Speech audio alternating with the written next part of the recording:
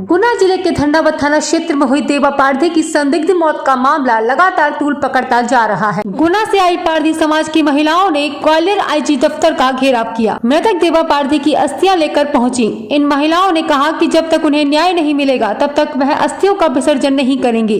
Gwalior IG ने कहा कि इस मामले में मजिस्ट्रेट जाँच चल रही है, लिहाजा वह मानवीय पहलुओं के आधार पर पीड़ित परिवार की हर संभव मदद करेंगे। पारधी समाज ने पुलिस पर देवा की हत्या करने का आरोप लगाते हुए इस मामले में कई बार हंगामा किया। आपको बता दें कि गुना जिले के धन्नावता थाना क्षेत्र में बीलाखेड़ी गांव के निवासी देवा पारधी की बारात रवाना होने वाली थी। उसी दौरान धन्नावता पुलिस गांव में पहुंची और बारात के ट्रैक्टर से देवा और उसके चाचा गंगाराम को डकैती के मामले में गिरफ्तार किया था। उसी रात पुलिस की कस्टडी में देवा की मौत हो गई थी। देवा के हाथ में मेहंदी लगी हुई थी और बारात की तैयारी थी। उधर देवा की दुल्हन भी तैयार थी और बारात का इंतजार कर रही थी, लेकिन देर रात देवा की मौत की खबर से माहौल गमगीन हो गया। इस घटना के बाद पारधी समाज और पुलिस के बीच तनाव बढ़ गया। पारधी समाज ने पुलिस पर देवा की हत्या करने का आरोप लगाते हुए इस मामले में कई बार हंगामा किया, जिसके चलते इस मामले में जांच के आदेश हुए।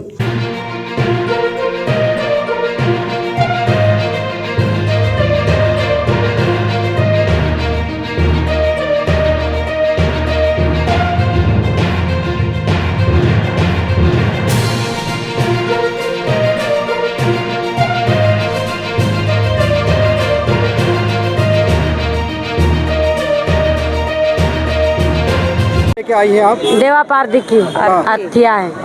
इसको जब भी हम गंगा में डालेंगे, हमको देवा का न्याय चाहिए।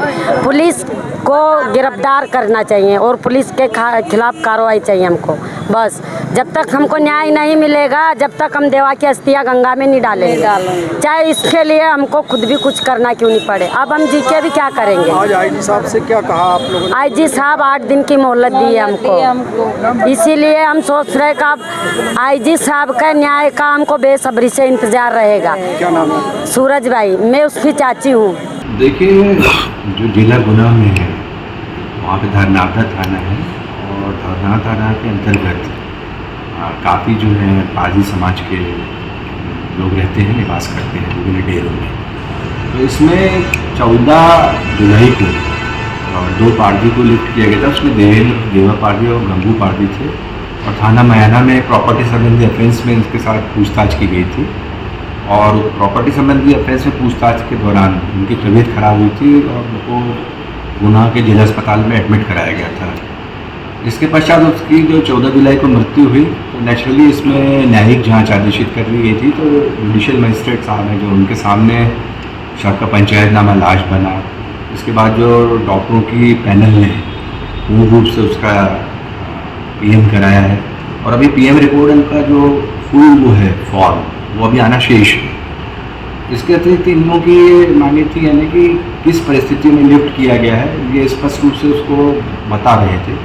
उनको बताया गया कि अब जुडिशियल इंक्वायरी जब ऑर्डर हो जाती है तो उस समय कोई पैरेलल इंक्वायरी नहीं होती है। तो जुडिशियल इंक्वायरी के दौरान जुडिशियल मजिस्ट्रेट के सामने पूरा पक्ष को अपना प्रस्तुत करें और जो पुलिस का पक्ष है, जो जिस सबग्रुप में था उसमें वो सेव कर दिया गया। तो जो उस समय स्थितियाँ थी उसी सबग्रुप में हम पुलिस का पक्ष जो प्रस्तुत कराएंगे और वो ओरिजिनल फॉर्म में ही रहेगा, जैसा उनको ऐसा लग रहा था कि कहीं उसको डिस्टॉर्ट ना किया जाए। इसके अतिरिक्त कुछ और एस्पेक्ट्स पर चर्चा हुई, जिसमें उनका ये कहना था कि कतिपय बच्चों को भी मतलब पुलिस इंट्रोगेट करने ली आती है। तो इसमें जुवेनाइल जस्टिस एक्ट में काफ़ी प्रावधान है। तो हम लोग वैसे इसका ध्यान रखते हैं कि बच्चों के साथ किसी प्रकार का कोई टॉर्चर वगैरह ना हो और हमेशा पुलिस जो है हमारी उसी जुवेनाइल जस्टिस एक्ट के सारे प्रावधानों का ध्यान रखते हुए बच्चों को टैकल करती है और कभी किसी प्रकार से मतलब उनकी टैकलिंग ऐसी नहीं होती कि वो रफ टाइप की रहे। और जहाँ तक और भी एस्पेक्ट्स बताए हैं सहायता के, तो उसमें बताया गया उनको कि जिला गुना के जो कलेक्टर साहब हैं, उसके अतिरिक्त कमिश्नर साहब हैं, इनसे हम चर्चा करेंगे कि ऐसी कौन सी स्थितियाँ हैं कि जिनके रहते हुए हम जुडिशियल इंक्वायरी के तहत इनका पक्ष पूरा होने के बाद या निष्कर्ष आने के बाद इनकी कोई वित्तीय सहायता करा सकते हैं अथवा नहीं।